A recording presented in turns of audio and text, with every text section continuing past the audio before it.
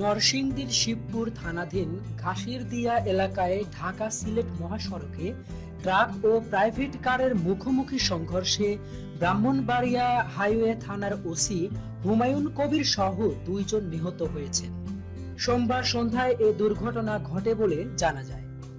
স্থানীয়রা জানায়, ঘটনাস্থলে 7 রিংস কোম্পানির একটি মিক্সচার ট্রাক ও একটি প্রাইভেট কারের মধ্যে মুখোমুখি সংঘর্ষ হয়।